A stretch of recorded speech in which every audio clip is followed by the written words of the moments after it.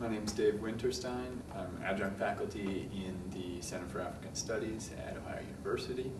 And I'm talking a little bit about the ways that media can be used to represent countries at global sports spectacles.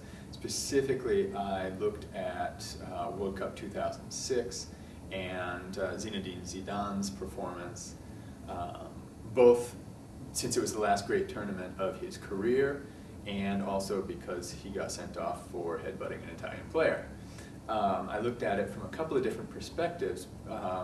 From the French perspective, because that's what most of the world saw, at least most of the Francophone-speaking world. And I looked at it from the Algerian perspective, because he is Algerian by heritage, and found that in terms of producing a representation that was authentically, or I guess authentically Algerian is kind of difficult to say, but at least something that was, from an Algerian perspective, was difficult to do because the Algerians had no direct access to the matches and no direct access to the players. Journalists were writing their articles in Algeria by watching it on TV, and most of the Algerian public didn't get to watch it on TV. So what I've done is look at the French press and the French Algerian press, and then look at a couple of popular reactions, some from my former students in Algeria and some from the internet, so things that got developed, video games, videos, songs that got developed on the internet, and sort of they became global representations of Algeria using Zidane as sort of the personification of an Algerian. And so it's very interesting to look at how Algeria, and even by extension most of Africa, since he's probably the most well-known player in the tournament of African descent.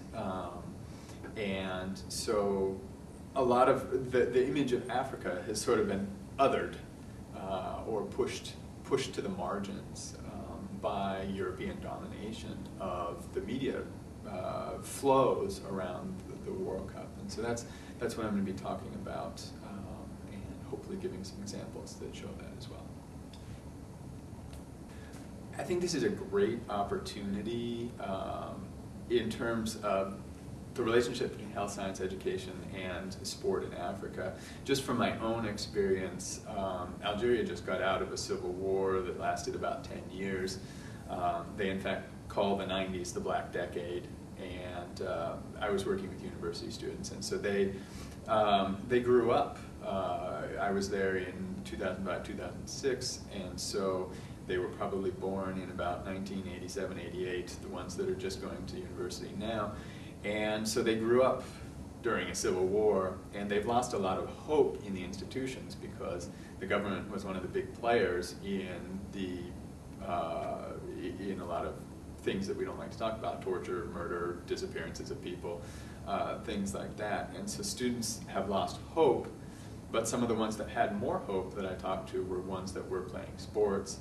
And in terms of my own project, how can sport work to develop a sense of self-esteem and a sense of national pride and a lot of the other things that the other presenters have talked about, if on a global scale they don't have a positive image of sport? If Zidane is only a guy who headbutts people, then so I think a conference like this, where we can focus on the positive uses of sport in terms of development, in terms of education, it presents a great opportunity, and I'm really excited about listening to all the presenters who are actually working on projects to use sport in a number of different ways for development goals. I think it's a really great opportunity because it shows that it can work. It can bring sort of a positive spirit to development projects, and most of these seem to be community-based, working from the needs of local communities. And I think that is, for me, one of the key things to work on in terms of all sorts of development work. So I think this is a very positive way to achieve a lot of different goals. And I think it was Guillaume Bacary who said that sports is the hook to talk about a lot of other things. So I think it's a really great opportunity, and I hope I'm here next year too.